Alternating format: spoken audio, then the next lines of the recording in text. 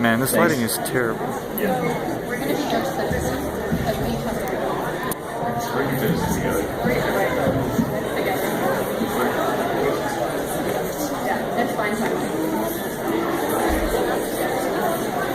Yeah, it's all worked out.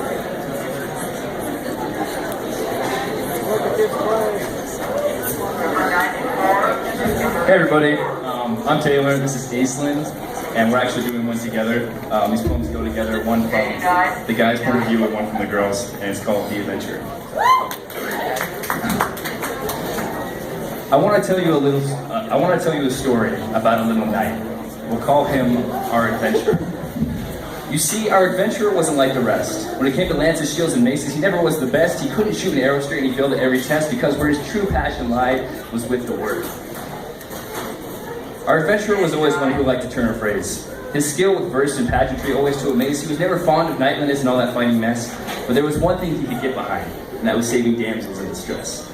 Now, he wasn't so keen on the saving part, but the damsels.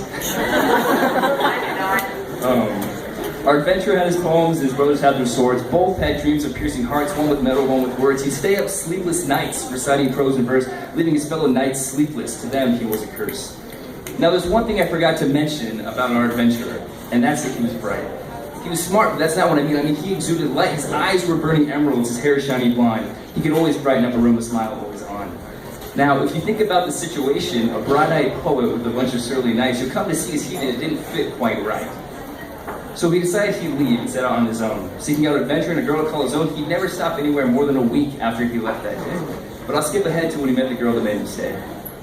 In the eyes of the world, she was unremarkable. But in his eyes, she was the world. She was unforgettable. She was unbelievable. She was unparalleled, unrelenting. Her gaze unavoidable, her hand untouchable, her spirit unbroken. The depths of her mind untapped, and the thought that he had a chance with her, unthinkable. Our adventurer was smitten. Indeed, he had been bitten. And although he was afraid, he approached her and he'd written her a haiku. And it went like this. Cherry blossom cheeks, silhouette, a warmth aglow. Spirit lights the eyes. Our lady was impressed. She was flattered she'd been noticed, and our adventurer was quaking, shaking as he came to notice because she liked him. And that was a miracle. From then on, they were inseparable, always spending time. And one day she said to him, I can't even tell what's on your mind. and he thought, no wonder she could never tell what was on his mind. She was so selfless that she never thought of herself, and she was the only thing he was thinking about. He smiled and she laughed, and they were happy. Our adventurer's dream had come true. He had a girl he loved, and he thought she loved him too until she changed.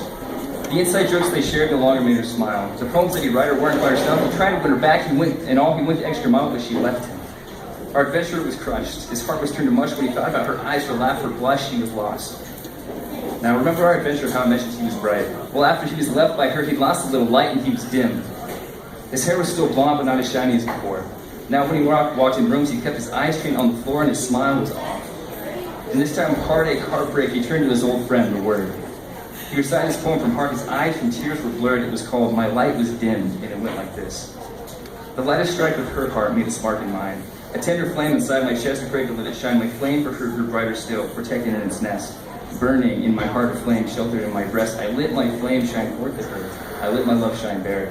She took my flame with gleaming eyes and guarded with care to keep her of my heart and flame. She kept the light and trim until the day she blew it out, the day my light was dim.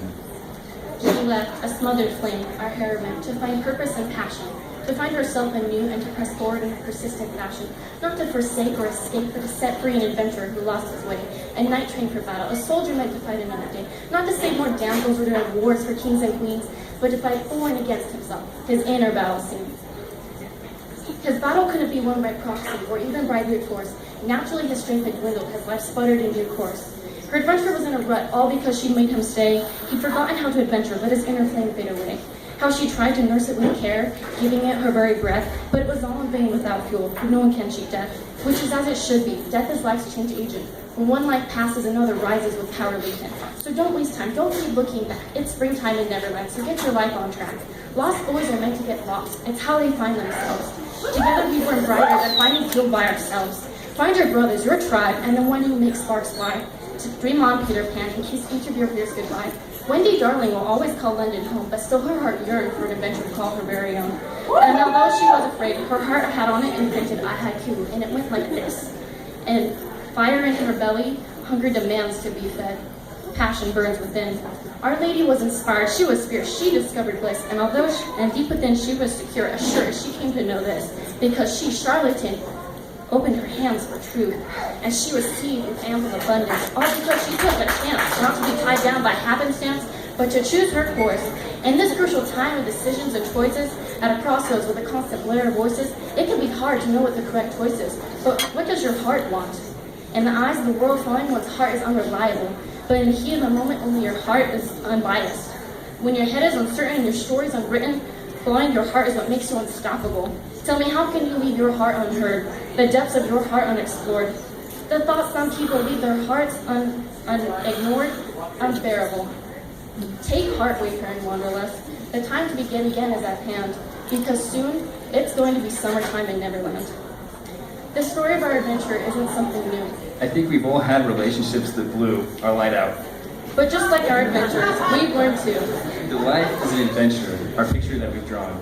And even when our light is dim, we have to venture on. Thanks.